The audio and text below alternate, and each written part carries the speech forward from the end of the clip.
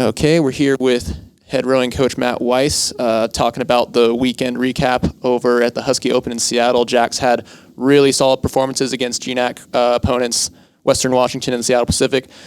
2 wins in the Varsity 4 category and a win and a runner-up finish in the Varsity 8 category. Jack's preparing to host their home regatta this weekend at the Humboldt Bay Aquatic Center. Coach, just kind of give us your initial thoughts coming off this weekend.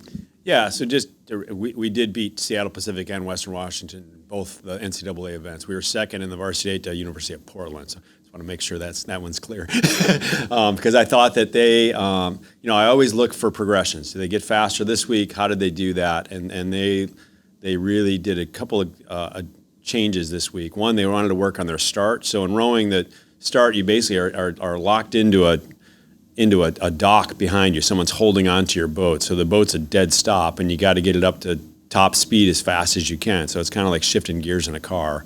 That takes a little work. So they wanted to work through that, and they did. And then the other part is they did not handle their nerves very well racing Sac State 2 weeks ago, and they wanted to go into this weekend a little differently, a little different mindset, and they did that. And I think they executed great. Both the Varsity 8, Varsity 4 really laid it down the race course and did an excellent job. Yeah, as did our other 2 boats. So the novices, one of these days the novice 8 is going to race a novice 8. They keep because a lot of programs don't have novices. They keep having to kind of race up in class. So they're working through that, and I think once they actually find other novice events, they're going to be very successful. And going back to the Varsity 8, I know, like you said, they finished second in the morning against the University of Portland, but it was really only a 2-second gap. What do you think was the difference between that and then how they came back in their second race of the day and competed? Well, they did well in both events. So what happened in the second event is we didn't see University of Portland again.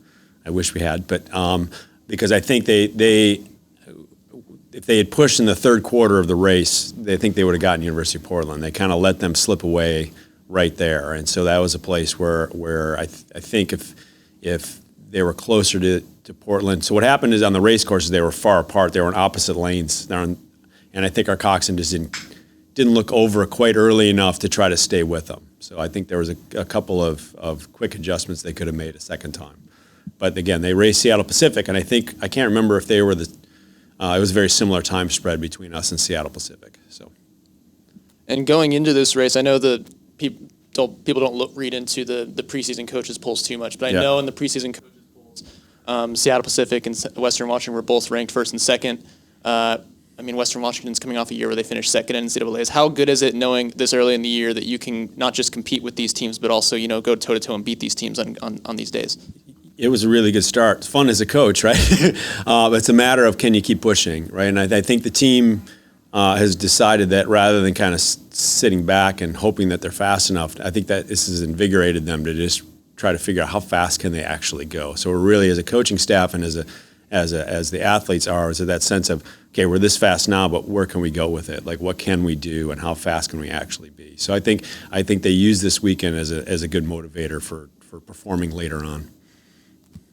Certainly, and then talk to me a little bit about this weekend. Nice to be back at home at your home aquatic center for the Humboldt Regatta. I believe St. Mary's is coming up this weekend. That's the plan. Just kind of go into detail what you're expecting this weekend and just how nice it is to be at home.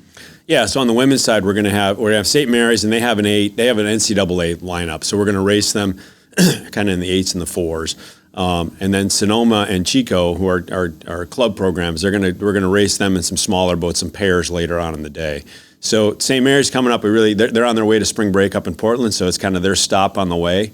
And I appreciate the fact that they're stopping and kind of using this because they're really good.